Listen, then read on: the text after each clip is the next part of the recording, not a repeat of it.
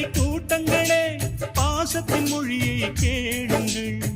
அண்ணன் என்ற சொந்தமே அன்னையானதை பாருங்கள்.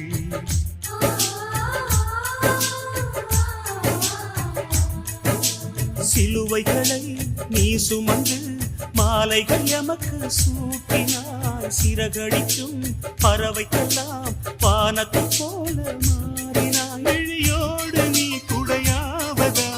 விழிகள் நனைவதில்லை.